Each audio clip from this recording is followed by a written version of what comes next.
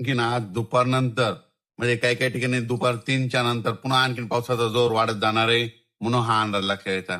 खास करून तुम्हाला एक सांगू इच्छितो की सोलापूर जिल्हा, बीड जिल्हा, लातूर जिल्हा, धाराशिव जिल्हा, सांगली जिल्हा, त्याच्यानंतर सांगलीमध्ये आटपाडी, पंढरपूर, सांगोला त्या परिसरामध्ये काय झालं, पाऊस कमी होता. पण ह्या जिल्ह्यातले सर्व शेतकऱ्याला सांगू इच्छितो, तुम्ही घाबरू नका. आणखीन जवळपास 4-5 दिवस 25 तारखेपर्यंत म्हणजे यात्रेपर्यंत, पंढरपूरच्या यात्रेपर्यंत चांगला दररोज जोराचा पाऊस पडणार आहे. म्हणून धाराशिव जिल्हा, लातूर जिल्हा, बीड जिल्हा, त्याच्यानंतर सोलापूर जिल्हा, सांगली जिल्हा, त्याच्यानंतर आटपाडी, सांगोला त्या परिसरातली शेतकऱ्यांना अंदाज लक्षात येतात. बारामतीकडे देखील चांगला पाऊस पडणार आहे, फलटणकडे देखील चांगला पडणार आहे, म्हणून हा अंदाज त्या शेतकऱ्यांनी देखील लक्षात यायचा.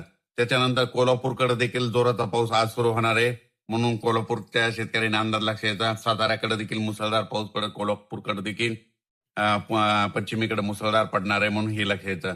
म्हणजे सांगायचं झालं तर रत्नागिरीपासून तर पालघरपर्यंत त्या संपूर्ण घाटमाथ्यावर आजपासून जवळपास 5 दिवस चांगला जोराचा पाऊस पडणार आहे, म्हणून हा अंदाज लक्षात यायचा.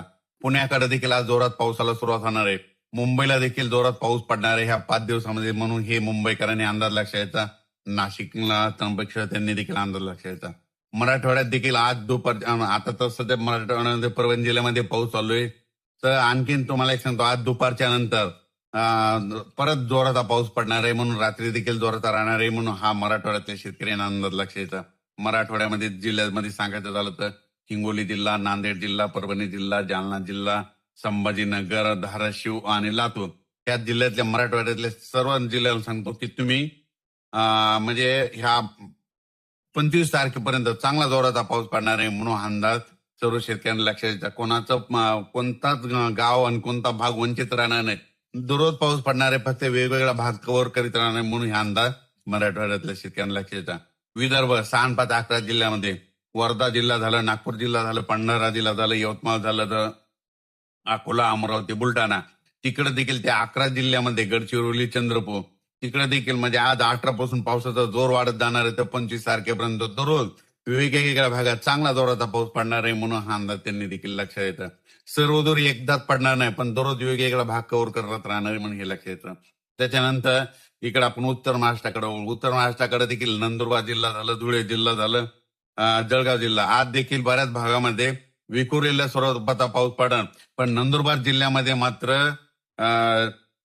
22 तारखेच्या नंतर म्हणजे 23, 24, 25च्या दरम्यान तिकडे देखील मुसळधार नंदुरबार जिल्ह्यात पडणार आहे. आणि नंदुरबार जिल्ह्यामध्ये जे काही छोटे छोटे तळे राहिलेले आहेत भरायचे, ते मात्र 25 ते 28च्या दरम्यान तिकडे जोराचा पाऊस पडणार आहे. आणि त्या भागात देखील त्या नंदुरबार जिल्ह्याला जीवदान ठरणार आहे, म्हणून हा नंदुरबार जिल्ह्यातील शेतकऱ्यांना अंदाज लक्षात येतात. धुळे, जळगाव जिल्ह्यात देखील ह्या आज उद्या सगळीकडे म्हणजे आजपासून पावसाची स्पीड वाढणार आहे, म्हणून त्यांनी धुळे, जळगाव त्या जिल्ह्यातल्या सर्व तालुक्यातल्या शेतकऱ्यांनी अंदाज लक्षात यायचा. म्हणजे सांगायचं झालं तर आज 18 तारखेपासून 25 तारखेपर्यंत असाच पावसाचा दररोज वेगवेगळ्या भागामध्ये त्या धुळे जिल्हा, नाशिक जिल्हा, जळगाव जिल्हा, आणि नंदुरबार त्या भागात पाऊस पडणार त्यांनी अंदाज लक्षात यायचा. त्याच्यानंतर आता वळू तिकडं संभाजीनगर, अहिल्यानगर आणि ह्या जिल्ह्यातल्या शेतकऱ्याला सांगू, आज दुपारच्या नंतर खूप ठिकाणी बऱ्याच भागावर मोठ्या प्रमाणात जोराचा पाऊस पडणार आहे. काही ठिकाणी ओढे नाले वाहणारा पडणार आहे, काही ठिकाणी रिमझिम पडणार आहे, काही ठिकाणी चांदण्यास असतील तसा पडणार आहे, म्हणून संभाजीनगर जिल्ह्यातल्या शेतकऱ्यांनी, अहिल्यानगरच्या शेतकऱ्यांनी अंदाज लक्षात यायचा. तसेच सिल्लोड, सोयगाव त्या परिसरात देखील चांगला पाऊस पडणार आहे. चाळीसगावकडे देखील पडणार आहे, मालेगावकडे देखील पडणार आहे, म्हणून अंदाज त्यांनी लक्षात यायचा. सांगायचं झालं तर एकंदरीत राज्यामध्ये आज 18 तारखेपासून चांगला पावसाचा जोर वाढत राहणार आहे, म्हणून हा अंदाज शेतकऱ्यांनी लक्षात यायचा. इकडे तेलंगणामध्ये देखील चांगला पाऊस राहणार आहे, म्हणून तेलंगणातल्या शेतकऱ्यांनी अंदाज लक्षात यायचा. कर्नाटककडे देखील पाऊस पडणार आहे आणि मध्य प्रदेशचे जे खंडवाचे आपले महाराष्ट्राचे जे काही लगतचे जिल्हे आहेत, मध्य प्रदेशकडे काय होणार आहे, 22-23 तारखेच्या नंतर एक लो प्रेशर आहे, त्याचं ते चक्रीवादळात रूपांतर होणार आहे. मग ते काय होणार आहे, नागपूरकडून भंडाऱ्याकडून ते काय होणार आहे, इकडं बैतूलकडे जाणार आहे. बैतूलकडून काय होणार, तसंच मध्य प्रदेश इंदोर करत ते चक्रीवादळ 25-26 तारखेच्या नंतर परत इकडं नंदुरबारकडे येणार आहे. आणि नंदुरबारकडे येत असल्यानं परत मुंबईकडे गरमी असल्यामुळे ते काय करणार आहे, परत मुंबईच्या समुद्रात खेचले जाणार आहे. त्याच्यामुळं मुंबईला मात्र 25, 26, 27च्या दरम्यान मुसळधार पाऊस पडणार आहे, म्हणून मुंबईच्या जनतेने अंदाज लक्षात शेवटच्या आठवड्यात मुंबईला परत एकदा बऱ्याच भागामध्ये मुसळधार अतिमुसळधार पाऊस पाहायला भेटेल म्हणून हा अंदाज लक्षात यायचा. जास्त करून गुजरात बॉर्डरच्या त्या साईडनं जरा मुंबईकडे जास्त पाऊस राहणार आहे, भोईसर त्या पट्ट्यामध्ये, म्हणून ह्या अंदाज लक्षात यायचा. ठाणे भोईसर त्या पट्ट्यामध्ये म्हणून हे मुंबईकरांनी लगेच अंदाज लक्षात यायचा. त्र्यंबकेश्वरकडे पाऊस पडणार आहे, त्याच्यामुळे परत एकदा गोदावरी नदीला पुन्हा पाणी येणार आहे.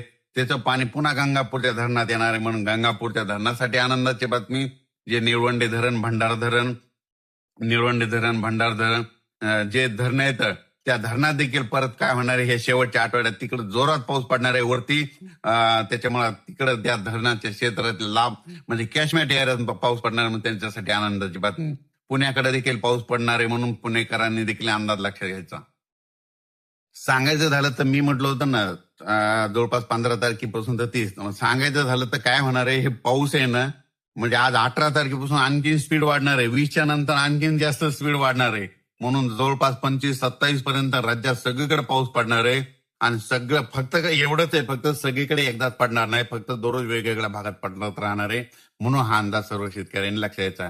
आणि तुम्हाला आणखीन एक न्यूज, आणखीन एक आनंदाची सांगू इच्छितो की आणखीन तुम्हाला 2 ते 3 दिवसामध्ये तुम्हाला एक आता टीव्हीला बातमी येईल, मीडियामध्ये येईल की जे पेरू देश आहे त्या समुद्रामध्ये प्रशांत महासागराचा तापमान तिथं थंड झालंय, त्याच्यामुळे तिथं ला निना उद्भवला आणि भारतामध्ये यावर्षी चांगला पाऊस पडणार आहे. अशी एक तुम्हाला न्यूज आता ह्या 2-4 दिवसामध्ये बघायला भेटत. आणि तुम्हाला सांगतो ती आता जवळपास येईल तुम्हाला न्यूज, म्हणून हे तुम्हाला सांगू इच्छितो. कारण की तिथं जर समुद्राचं पाणी थंड झालं तर आपल्या इकडे पाऊस पडतो, असं ला निना उद्भवतो त्याला म्हणतात, म्हणून तुम्हाला एक सांगू इच्छितो.